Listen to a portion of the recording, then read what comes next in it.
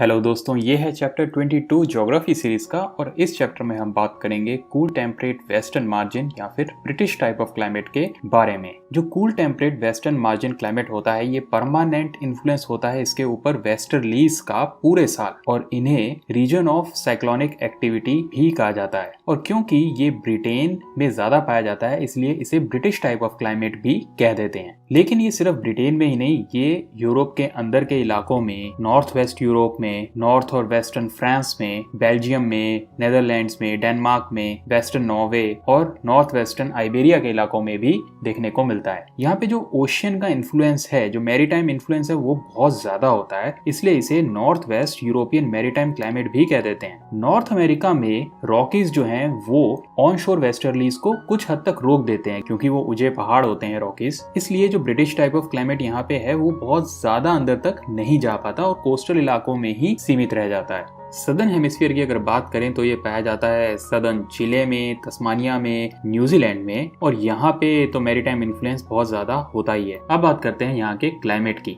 जो mean annual temperature है वो पाया जाता है 4.4 डिग्री सेल्सियस से 15.5 डिग्री सेल्सियस के बीच में, जो लंदन के अंदर सबसे गर्म महीना है, जैसा कि आप इस फिगर में देख सकते हैं। तब भी जो टेम्परेचर है वो 17.2 डिग्री सेल्सियस तक ही जाता है, और जो सबसे ठंडा महीना है वो करीब 4.5 डिग्री सेल्सियस के आसपास रहता है। तो जो एनुअल रेंज ऑफ टेम्परेचर है वो 12 से 13 डिग्री सेल्सियस की ही रहती है। समर जो होती है वो बहुत ज्यादा गर्म नहीं होती। मिड समर में हीट वेव्स देखने को मिलती हैं, जो कि यहाँ के लोगों को अच्छी लगती हैं। क्लाइमेट जो है वो बहुत ही कंफर्टेबल होता है इंसानों के रहने के लिए। सर्दियाँ जो होती हैं वो भी बहुत माइल्ड होती हैं, और इसका कारण ये है कि वार्मिंग इफेक्ट होता है नॉर्थ अटलांटिक ड्रिफ्ट का और साउथ वेस्टर्लीज का।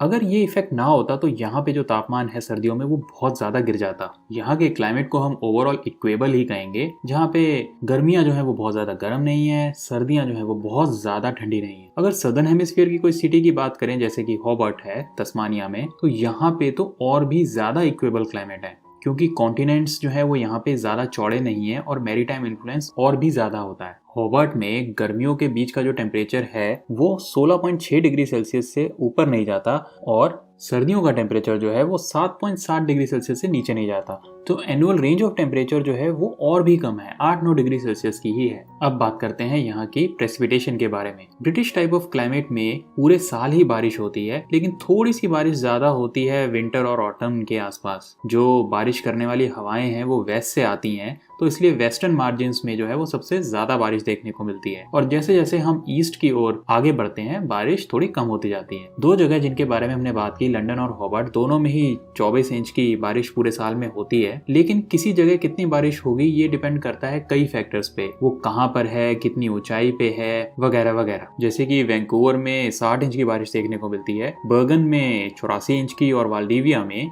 105 इंच की। जैसा कि बाकी टेम्परेट इलाकों में भी होता है, यहाँ पर 4 सीजन देखने को मिलते हैं, विंटर, स्प्रिंग, समर और ऑटम। अब बात करते हैं यहाँ की नेचुरल वेजिटेशन के बारे में। जो नेचुरल वेजिटेशन है इन इलाकों की वो होती है डेसिडुअस फॉरेस्ट। जो पेड़ होते हैं वो अपने पत्तों को गिरा देते हैं ठंडे मौसम में। ये एक तरह की एडेप्टेशन है अपने आप को बचाने के लिए। जो विंटर में स्नो गिरती है, फ्रॉस्ट होती है, उससे ऑटम में जो है पत्ते गिरना शुरू हो जाते हैं, इसलिए हम इसे फॉल सीजन भी कहते हैं। वैसे जो डेसिडुअस ट्रीज होते हैं उनके पत्ते जो होते हैं वो राउंडेड होते हैं, और जो इनके ट्रंक होते हैं, तने होते हैं, वो काफी थिक होते हैं, जिनमें से ब्रांचेस जो है वो फैली हुई होती हैं, और इससे मिलती है टेम्परेट हार्डवुड, जो कि काफी वैल्यूएबल होती है। कुछ कॉमन स्पीसीज जो हैं वो हैं ओक, एल्म, ऐश, बर्च, बीच, पॉपुलर और हॉर्नबीम। जो थोड़े गीले इलाके होते हैं वहां पे हमें विलोज, एल्डर और एस्पेन भी देखने को मिलते हैं, और कई इलाकों में चेस्टनट, सिकामोर, मेपल और लाइम भी पाया जाता है। ये जो डेसिडुअस ट्रीज हैं ये लंबरिंग के लिए बहुत इंपॉर्टेंट होते हैं, क्योंकि जो फॉरेस्ट होते हैं, जंगल होते हैं, वो खुले होते हैं,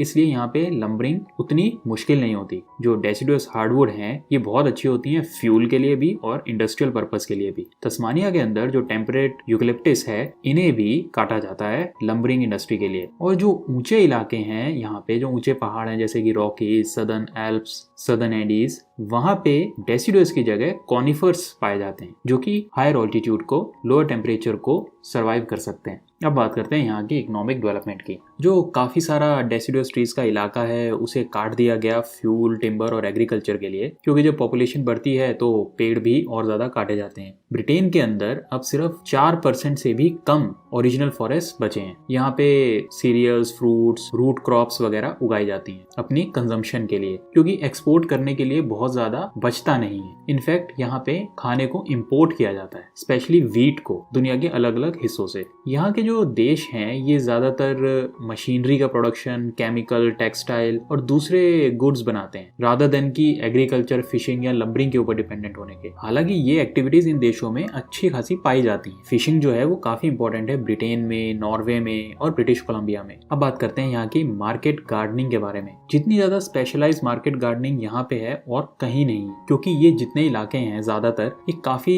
इंडस्ट्रियलाइज्ड हैं और पॉपुलेशन डेंसिटी भी अच्छी खासी है। टाउन्स और सिटीज यहाँ पे ज्यादा हैं, इसलिए यहाँ पे fresh vegetable, salads, eggs, meat, milk, fruits वगैरह की जो डिमांड है वो काफी ज्यादा रहती है। नॉर्थ वेस्ट यूरोप में इंटेंसिव मार्केट गार्डनिंग की जाती है और कई स्पेशलाइज्ड एरियाज भी हैं इसके लिए, जैसे कि वेल्स ऑफ यॉर्क और ईवशैम यूनाइटेड किंगडम में, जहाँ का क्लाइमेट, सॉइल और दूसरे फैक्टर्स जो हैं वो इस तरह के एग्रीकल्चर के लिए अच्छे हैं। फार्म्स जो होते हैं वो नॉर्मली छोटे होते हैं और शहरों के पास होते हैं। फर्टिलिटी अच्छी होती है, फार्मिंग इंटेंसिव होती है, यानी जो एम है वो हाई यील्ड होता है और मैक्सिमम कैश रिटर्न मिले, इस पे फोकस रहता है। अब क्रॉप्स जो हैं वो पेरिशेबल होती हैं, जल्दी खराब हो जाती हैं, इसलिए एक अच्छा नेटवर्क चाहिए होता है ट्रांसपोर्टेशन का। ये लोग जो उगाते हैं जैसे कि lettuces, cabbages, cauliflowers, tomatoes, onions, peas, fruits वगैरह, इनकी शिपिंग बहुत रेयरली होती है। ज्यादातर इनको ट्रक्स के जरिए जल्दी से जल्दी मार्केट में पहुंचा दिया जाता है, इसलिए इसे ट्रक फार्मिंग भी कहते हैं, जो कि यूनाइटेड स्टेट्स में तो बहुत कॉमन है। कुछ इलाके जहाँ पे वेदर जो है वो वार्म है और सॉइल जो है वो अच्छा खासा है और भले ही वो शहरों से दूर है, वहाँ भी मार्केट गार्डनिंग प्रैक्टिस की जाती है। वहाँ पे वेजिटेबल्स जैसे कि पोटैटोज, टोमेटोज जो है वो लंदन तक आते हैं कैनरी आइलैंड से, चैनल आइलैंड से और ब्रिटेनी से। इसी तरह बल्ब्स और फ्लावर्स जो है वो आते हैं पोल्डर लैंड्स से, जो कि नेदरलैंड में है। एग्स, बेकन और दूसरे डेयरी प्रोडक्ट आते हैं डेनमार्क से और जाते कहाँ हैं? इंडस्ट्रियल सेंटर्स में यूरोप के हाउस होल्ड कंजम्पशन के लिए। जो हॉर्टिकल्चर इंडस्ट्री है नेदरलैंड्स की वो काफी स्पेशलाइज्ड है।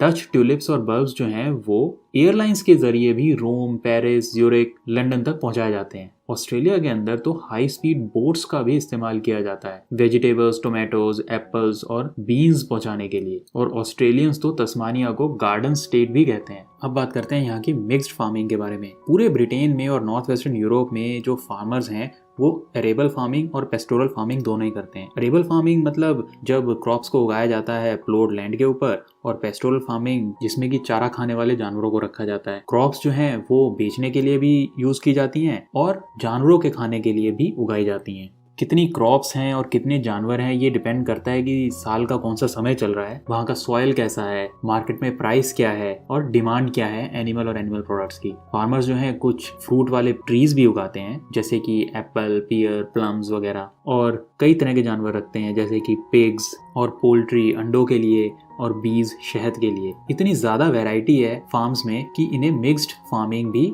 कहा जाता है। सीरियल्स के अंदर वीट जो है वो सबसे ज्यादा उगाया जाता है और मोस्टली ये होम कंजम्पशन के लिए ही होता है, क्योंकि यहाँ की पॉपुलेशन ही उसे कंज्यूम कर लेती है। दूसरा सबसे इंपॉर्टेंट सीरियल है वो है बार्ले। जो अच्छी क्वालिटी का बार्ले है उसे ब्रियोरीज को बेच दिया जाता है बियर बनाने के लिए, विस्की बनाने के लिए, और ये ज्यादातर थोड़े से ड्राई इलाकों में उगाई जाती है। जैसे कि माल्टिंग बार्ले है जो कि उगाई जाती है साउथ ईस्ट ब्रिटेन में, जहाँ पे बारिश जो है वो 30 इंच से कम होती है। जो थोड़े गीले इलाके होते हैं वहाँ की बार्ले जो है वो मोस्टली जानवरों के खाने के लिए उगाई जाती है। इन क्रॉप्स को रोटेट भी किया जाता है लेग्यूमिनस क्रॉप्स के साथ जैसे कि बीन्स और क्लोवर, और कुछ रूट क्रॉप्स के साथ जैसे कि टर्निप्स या फिर बीट शुगर। तो सबसे इंपॉर्टेंट जानवर है जो यहाँ पे मिक्स्ड फार्म में रखा जाता है वो है कैटल। नॉर्थ वेस्ट यूरोप जो है वो ओरिजिनली होम था दुनिया की काफी जानी मानी कैटल ब्रीड्स के लिए, जैसे कि गुएंजे, एयरशायर, फ्राइजियन, जो कि फर्स्ट क्लास डेयरी कैटल होती है मिल्क प्रोडक्शन के लिए। ये जो देश हैं ब्रिटेन, डेनमार्क और नेदरलैंड, ये दुनिया के सबसे एडवांस्ड डेयरी प्रोडक्शन वाली कंट्रीज हैं। यहाँ पे साइंटिफिक और इंटेंसिव बेसिस पे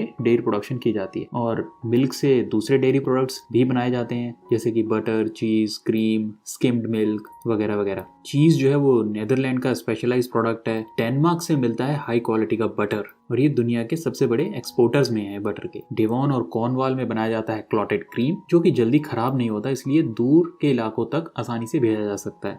स्विट्जरलैंड ने भी अपनी जो एल्पाइन पेस्चर्स हैं इनका अच्छा इस्तेमाल किया डेयरी कैटल्स के लिए। फ्रेश मिल्क जो है उसे कन्वर्ट किया जाता है कंडेंस्ड और इवेपोरेटेड मिल्क के फॉर्म में और फिर एक्सपोर्ट किया जाता है दुनिया भर में बेबी फीडिंग, कन्फेक्शनरी, आइसक्रीम्स और चॉकलेट मेकिंग के लिए। डेयरिंग के अलावा कैटल्स को बीफ कैटल की तरह भी रखा जाता है, पर बीफ कैटल जो है वो अर्जेंटीना और ऑस्ट्रेलिया जैसे इलाकों के मुकाबले यहाँ पे कम होती है और बीफ तो यहाँ पे इंपोर्ट किया जाता है। जो पिग्स और पोल्ट्री हैं वो स्कैवेंजर्स की तरह भी एक्ट करते हैं, बचे खुचे रूट क्रॉप्स को और डेयरी प्रोसेसेस को वो कंज्यूम कर लेते हैं। डेनमार्क जो है वो पिग्स से मिलने वाले बेकन को काफी ज्यादा मात्रा में एक्सपोर्ट करता है और इन पिग्स को खिलाया जाता है स्किम्ड मिल्क जो कि एक बाय प्रोडक्ट है बटर मेकिंग का। फ्रेश चिकन्स, एग्स को भी एक्सपोर्ट किया जाता है डेनमार्क से। शीप को भी रखा जाता है वूल और मटन के लिए। शीप रेयरिंग को थोड़ा डिटेल में देखते हैं। शीप रेयरिंग जो है वो काफी वेल डेवलप्ड है ब्रिटिश टाइप ऑफ क्लाइमेट के कुछ इलाकों में। ब्रिटेन में जो है कुछ सबसे अच्छी ब्रीड्स पाई जाती हैं जैसे कि